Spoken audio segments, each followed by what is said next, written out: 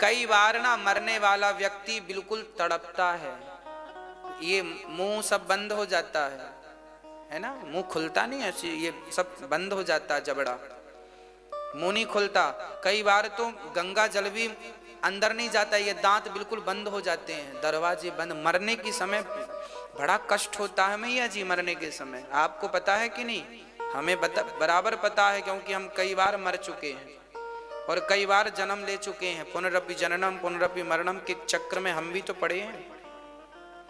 हम तो कई बार मर चुके हैं और कई बार जन्म ले चुके हैं, हमें पता है मृत्यु कैसी होती है। आपको नहीं पता।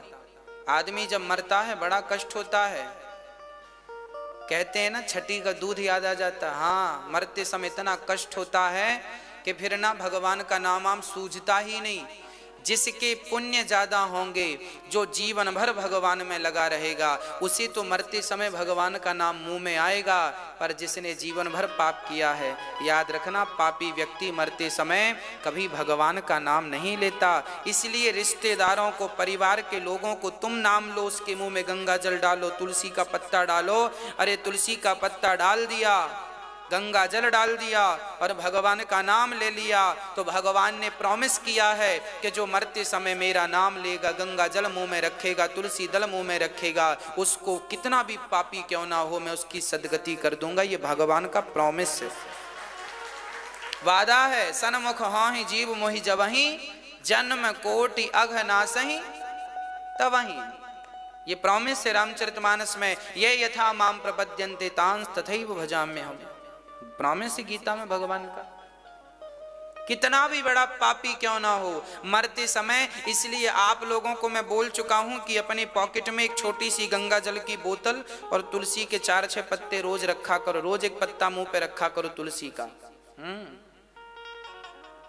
यही तैयारियां हैं। अरे भाई, भगवान करे आपकी 100 साल की आयु हो, भगवान करे आप 150 साल जियो, पर फिर भी कब कैसा समय आ जाए, पास में सब चीजें होनी चाहिए। गंगा जल रखो अपने पास, तुलसी का पत्ता डालो मुंह में, गले पे तुलसी की माला पहना करो, भगवान का नाम लिया करो। क्या नुकसान है? हम खूब मेहनत करें, खूब पैसा कमाएं, खूब काम धाम करें, पर भगवान का भजन करते हुए सब करें, सत्य के साथ सब करें, तो नुकसान क्या है? इसलिए मेरी माँ, आप लोग अपने बच्चों को जरा समझा देना, बेटा हम मरें तो तुम लोग रोना नहीं, जब मर जाएं तब भले रो लेना, पर ज्यादा नहीं। बेटा नाम जपना, सीताराम कीर्तन करना। ये लोग मरने वाले के पास बैठ के रोते हैं, बताओ कितने मूर्ख लोग हैं। अभी वो आदमी मरा नहीं है, वो लगे रोने। और कई लोग तो गजब रोते हैं। और मरने वाला यदि आपकी तरफ देख लिया, कितना रो रहा है, कितना रो, और आपको देखते देखते मर गया, तो क्या होगा? आप तो अभी आंसू पहुंच के 13 दिन बाद रसगुल्ले खाओगे। भैया एक और लाना, बढ़िया बना, रसगुल्ले खा रहे हैं। तेरे ही खाने जाएंगे ना तो रसगुल्ले ज्यादा मांगते हैं। और वो तो आपको देखते देखते मर गया है, उसकी तो दुर्गति होगी, तुम्हारा तो क्या, रसगुल्ले खा के घर चले जाओगे। अरे दुनिया वालों का बिगड़ना नहीं है, दुनिया तो रोध होके कल चली जाएगी घर, तुम्हें भूल जाएगी कि तुम मरे भी थे कभी, या जन्म भी हुआ। कौन तुम्हें याद करेगा? गति तुम्हारी बिगड़ी, 84 का चक्कर तुम्हारा बिगड़ेगा। 84 लाख योनियों के बाद अंत में ये मानव का तन मिलता है। बड़े भाग्य मानुष तन पावा, सुर दुर्लभ सद ग्रंथ निगावा। दुर्लभो मानसो देहो देहि नाम क्षण भंगुरः। बड़े भाग्य से मानव का तन मिलता है, यूं ही ना गवाना मेरी माँ। हाँ जी, बात समझ में आ रही है? हाँ, भारत जी ने क्या गलती की? मरते समय मन कहाँ लगा लिया? मृग के बच्चे में। और जब मरे तो यमराज जी ने कहा, मरने के समय मृग का चिंतन कर रहे थे, सो अब आपको मृग बन के जाना। मृग की योनि मिल गई भरत जैसे ज्ञानियों को। हाजी, एक सज्जन हमसे बोले, हमारा कुत्ता बड़ा ईमानदार है। हमने कहा तुम्हारे दादाजी ही कुत्ता बन के आ गए हैं। वो बुरा मान गया, बोले महाराज जी आप ऐसा बोल रहे हैं। हमने क्या बताएं, जब आपके दादाजी मरे थे तो वो सोच रहे थे हमारे घर का क्या होगा, हमारे घर का क्या होगा। भगवान ने कहा घर की बड़ी फिक्र है तो जा घर कुत्ता बन के रखवाली कर। सो आ गया। आपके भी कुत्ते ईमानदार हों तो परेशान ना होइएगा, आपके रिश्तेदार हैं, अच्छे हैं, है ना। तो कहने का तात्पर्य यह है, अंत में मति जैसी गति वैसी, इसलिए संभल के रहिएगा। अब भरत जी ने, चूंकि वो संत थे, उन्हें सब स्मरण था, उन्होंने वो मृग की योनि त्यागी और तीसरा जन्म एक ब्राह्मण के घर हुआ, जिनका नाम फिर से भरत रखा।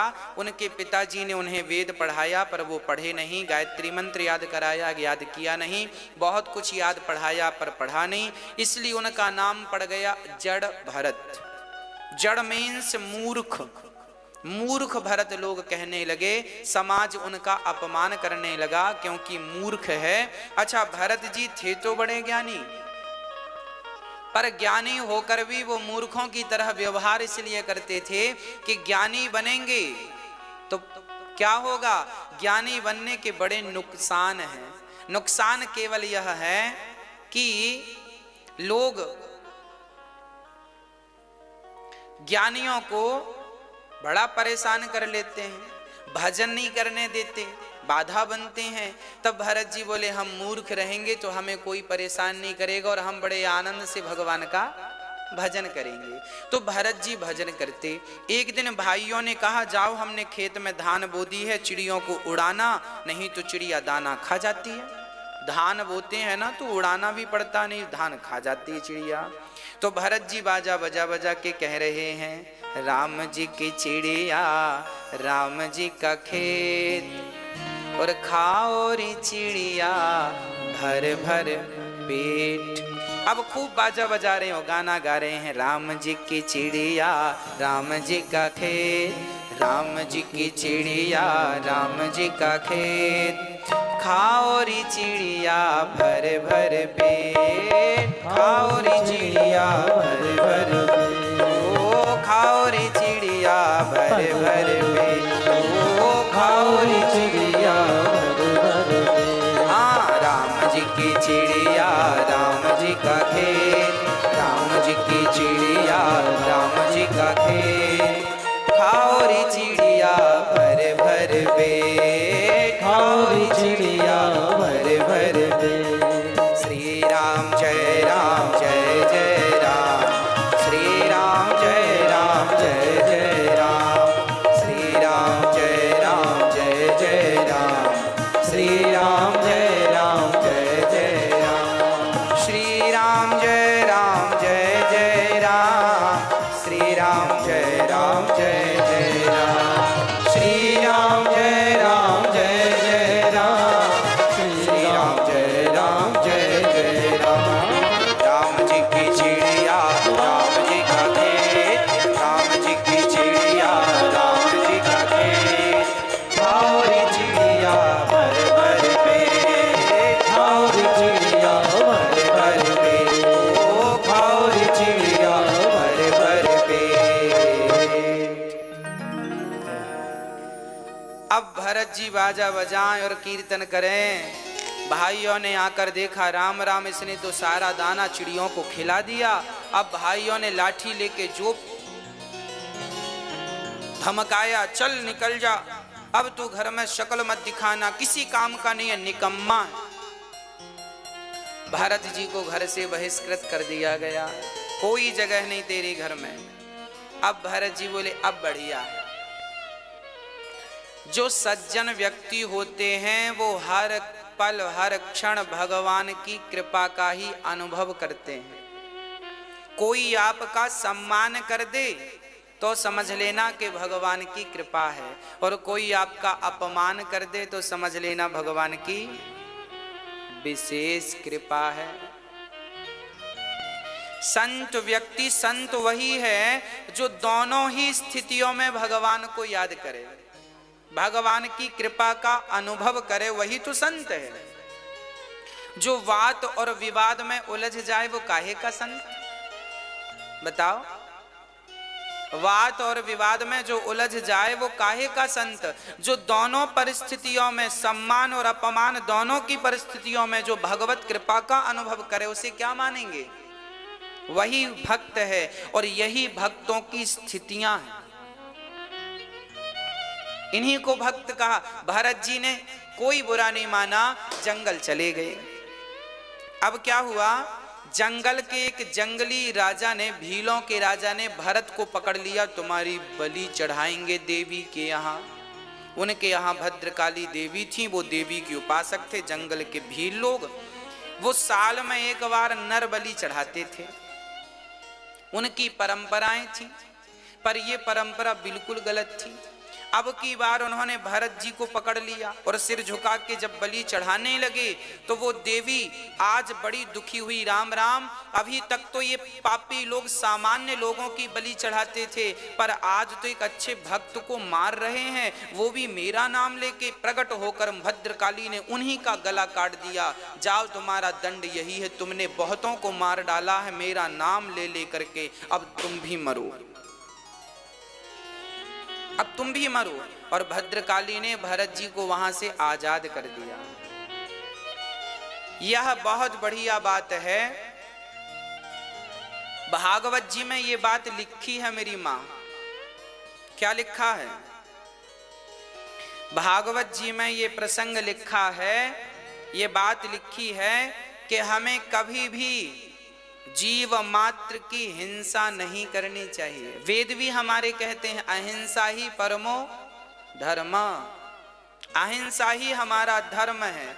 किसी की हत्या ना करना ही हमारा। आजकल लोग बकरों को मार डालते हैं। आज लोग, बहुत सारे लोग कहते हैं हमारे खानदान में तो बकरे की बलि चढ़ती है, हमारे शादी विवाह हो तो बकरे को चढ़ाते हैं। आपके यहां तो नहीं है ये परंपराएं, ये गलत परंपराएं हैं। अब देखो ना, लोग कितने मूर्ख हैं। वो लोग कैसे हैं जो शादी विवाह करते हैं तो एक बकरे को मार डालते हैं, उसके गर्दन पर तलवार चला देते हैं। अब बताओ, क्या कोई भी देवी माता क्या ये चाहेगी कि तुम किसी की हत्या कर दो? क्या हमारे भगवान हमें ये सिखाते हैं? आपने पता नहीं कहां से सीख लिया। हमारे वेद पुराणों में हमने तो कहीं नहीं पढ़ा कि हम तो इतना गुरुजनों के चरणों में बैठे, पर उन्होंने तो कभी नहीं बताया कि बलि चढ़ाने से देवी देवता खुश होती हैं। वो तो यही कहते हैं कि भगवान से प्रेम करने से भगवान खुश होते हैं। राम ही केवल प्रेम प्यारा। कभी ये नहीं कहा कि बलि चढ़ाने से भगवान मिलते हैं। अरे बलि चढ़ाना ही है तो अपने अहंकार की बलि चढ़ा दो ना, अपने क्रोध की बलि चढ़ा दो, अपनी बुराइयों की बलि चढ़ा दो, अपने भीतर के अज्ञान की बलि चढ़ा दो। बकरे की बलि चढ़ाने से क्या होगा? क्यों मूक प्राणियों को मारते हो? और बलि चढ़ाना है, ज्यादा ही प्रसन्न करना है तो बकरे की बलि क्यों, अपनी ही बलि क्यों नहीं? अपनी चढ़ा दो, अपना गर्दन काट के माता जी के चरणों में रख दो। ज्यादा ही तुम्हें माता जी से प्रेम है तो अपना सिर काटो। बकरे का काटने से क्या, बकरे ने क्या बिगाड़ा है? अपनी बलि, अपने अहंकार की बलि, अपने बुराइयों की बलि। हमारे यहां कहते हैं बलिदान। हमारे देश का जवान भी हम देशवासियों के लिए अपना बलिदान देते हैं कि नहीं? अपना ही देते हैं ना, तो तुम भी अपना ही दिया करो ना बलिदान, बकरे का क्यों? कितना अंधविश्वास हमारे भारत में है। इसी अंधविश्वास के कारण आज लोगों की शास्त्रों में रुचि नहीं। आज की युवा पीढ़ी चूंकि शास्त्रों के अर्थ को लोगों ने गलत ढंग से समझा है, शास्त्रों की बातों को लोगों ने अपने ही ढंग से, अरे शास्त्र जो कहते हैं वो क्यों ये बात कहते हैं? आपके हित के लिए, पर आप तो हित में अपना ही स्वार्थ लगा लेते हैं, फिर वो बात गलत हो जाती है। शास्त्रों में जो लिखा है वो मानो, उसमें अपनी कुछ मिलाओ मत। अपनी मिलाओगी तो वो बात गलत हो जाएगी। इसलिए बलिदान, बलिदान कब से शुरू हुआ? जब से राजा बलि ने 3 पग भूमि में सब कुछ दान किया।